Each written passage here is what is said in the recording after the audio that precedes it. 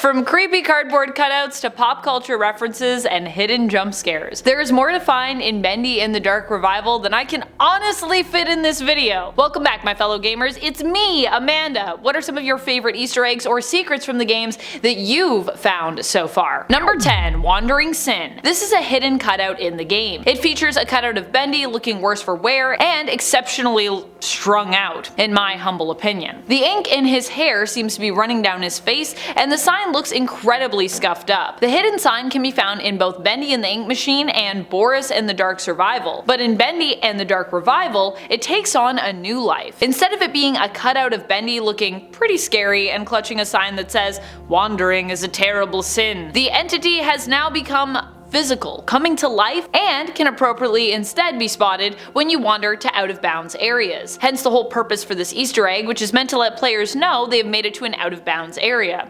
Even before, when it wasn't a alive being, it was still something you found, usually going to areas that you weren't necessarily supposed to be in, hence Wandering Sin. At the same time, it acts as a reward for those who happen to make it to places that are usually inaccessible for most gamers who prefer to stay on the beaten path when exploring in games. I personally am the type of gamer who loves looking for and finding stuff like this. I think it's super cool that these Easter eggs were added in for those of us who really love to explore games, even if we are being deemed sinners in essence by Bendy. I'm happy to be a sinner in that sense. I love going to areas where I'm like, am I even supposed to be here?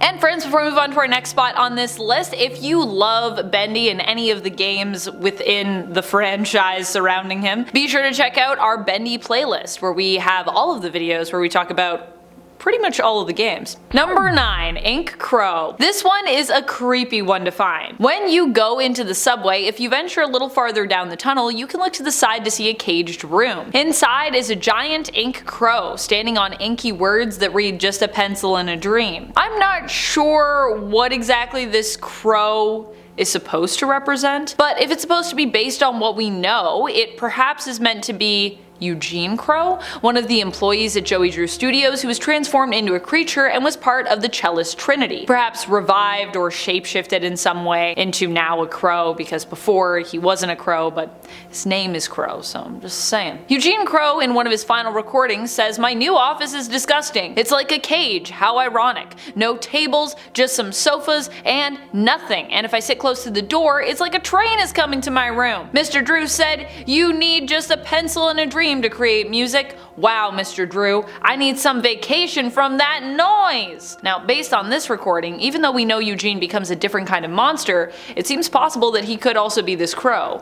Or, you know, the crow is meant to represent him. Either that, or it could be a reference to the character Casper Crow, who's a friend of Bendy's and Boris's, who seems to revel in causing pain to others. If that's an allusion to him, then super creepy, because he's a creepy crow. Number 8. Bertram Peidmont. While it is no secret that Bertram Peidmont exists, it might surprise you to know that he actually is in Dark Revival. We fight against Bertram Peidmont, who is the mastermind behind the Bendy theme park, which seemingly also exists underground as an extension to the studios in the first game. Bertram, in the end, becomes one with his creation, his park, and is seen as a giant head who has been kind of melded with one of the theme park rides. Pretty creepy stuff. You have to face Bertram as the ride and defeat him to progress in Bendy and the Ink Machine. In Bendy and the Dark Revival, he also appears, but not quite as an enemy, just as a disembodied giant head, because you've already defeated him. Half of his face is badly damaged and appears to be missing one eye, and he is both crying and drooling ink, but his one eye that is still intact seems to follow you as you move around the room where he is stored. It's pretty creepy. He also looks stressed as all heck, but I guess if I became a monstrous theme park ride and then was broken apart and was living as a giant disembodied head, I would be pretty stressed too, so fair enough. Number 7. The Mop Puppet. What a weird one to also find, because it requires so many specific things to happen. This secret is hidden in Wilson's mop bucket. What, you never thought to look there for Easter eggs? You can find the mop bucket puppet by calling the elevator, but choosing not to get immediately inside it. Instead, call the elevator, then head back to the office you are working in and grab the juggling ball off your desk. Yeah, I too did not even at first notice that there was a juggling ball there. There's another juggling ball on the desk stacked with papers, and another that can be found on the ground beside another desk. Once you've collected all 3, head to the mop bucket. From there you toss the 3 balls, one at a time, into the bucket. Doing so will result in a puppet-like figure that kind of resembles a goofy dinosaur or a sea monster popping out of the bucket. The puppet will then cough up 3 balls, once again, one at a time. Following this, it will yawn and disappear back into the bucket, leaving you to wonder if that really just happened and what on earth it means in regards to the lore in this game. Number 6. The Meatly. For those who are perhaps less familiar with the Bendy games and franchise, the Meatly is actually one of the prominent creators of the game. As such, there are pretty much always Easter eggs in the game featuring the Meatly for you to find. Well, the Meatly's a logo, but represents a creator. This is true of the 2 previous games, where you can potentially find the Meatly doing various things in hidden rooms in the first game, Bendy and the Ink Machine, and where you have a small chance of seeing him in Boris and the Dark Survival when you look through a large peephole seemingly torn in the wall with the word look above it, or a look hole, as some people like to call that because does say look above it. In Bendy and the Dark Revival, there are 10 Meatlys for you to find.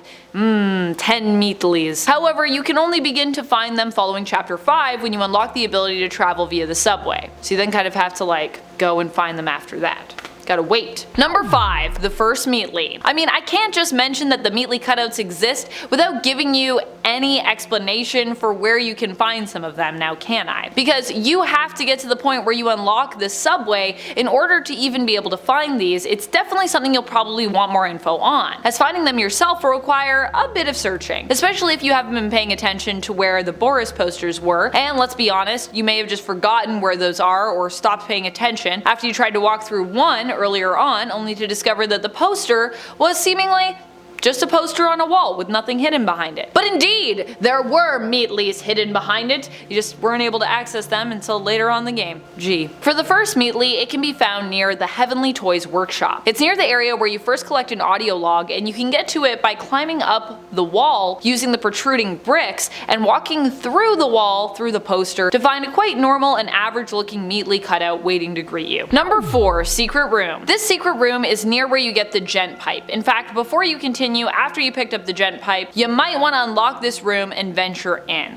I know, I do. I found out about this one via Rifle Gaming, who has a whole video about how to find it. I'm just going to give you a brief explanation of what you can find and how to access it, but if you want a more in-depth step-by-step walkthrough, you can look up their video which covers it. In order to get to it, you have to unlock one of the gates, and to do this, you have to find all the motivational posters scattered around the area. In the main corridor, as well as other rooms, slash them to unveil buttons hidden behind them, and then push the buttons. There are 3 in total to be found and 3 buttons underneath to be pushed. This will unlock the gate and you can enter, go down the ladder, and find a room filled with goodies, including an upgrade. So you will be rewarded for your efforts if you choose to spend the time unlocking this one. Honestly, the upgrade seems like just a great thing to have anyways before you continue in the game. Number 3. The second Meatly. This Meatly is a little more animated than the first that you can find in Bendy and the Dark Revival. He appears in one of the rooms in Animation Alley behind a wall featuring another Boris Sheep songs poster. In fact, this is one of the very same rooms, I believe, that you come to hit one of those hidden buttons to unlock the secret room, because pretty much all the buttons are in Animation Alley. The Meatly you'll find behind the wall in this room looks very happy as he eagerly awaits his dinner. He appears to be celebrating with his hands raised in the air, he smiles broadly, and on the table in front of him is a plate, a fork, and a cup as he gets ready for dinner to be served. In fact, it kinda looks like he is expecting someone to bring him food any minute. Makes me feel a little bad that I myself, as Audrey in the game, do not have any food to offer him. Oh. These Meatlys, by the way, just get stranger and stranger as they go on, so I would encourage you to look them up and find them all. As always, they're pretty fun. Number 2. Audrey's Ghost. Right at the beginning of the game, there is an Easter egg to be found if you know how to activate it. In the room where Audrey is drawing, there is a mirror hanging on the wall. When you get up, you can go over to it and see yourself as Audrey reflected in the mirror. From there, you can press the interact button in-game to interact with the mirror. Doing so prompts Audrey to brush her cheek,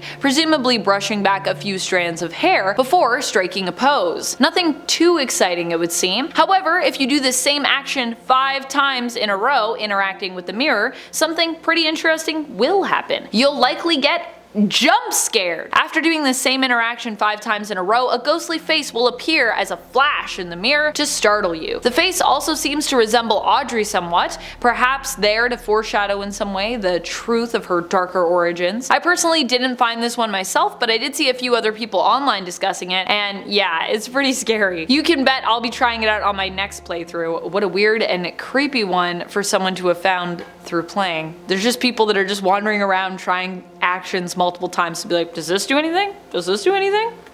I love it. Number 1, MST3K? I can't believe this one exists in the game. For fans of Mystery Science Theater out there, this one's for you. And if you don't know Mystery Science Theater 3000 yet, you should look it up and watch it. It is a remarkably entertaining program where people and robots are forced to suffer through watching some of the worst movies of all time as part of a science experiment. But really, it's kind of just an excuse to give us hilarious commentary tracks for some of the world's worst movies. In the city area, you'll come across a door that you can knock on. Once again, the magic number here seems to be 5. Knocking on it once doesn't do anything, but after 5 consecutive knocks, you'll unlock some secret dialogue. Shouted out from above where seemingly a screen is flickering on the other side of a window, implying that movies are being watched, someone will call down to you. Oh, so many bad movies! So many bad movies! They never end! While some might not recognize it, the achievement you get, called It Stinks, its description of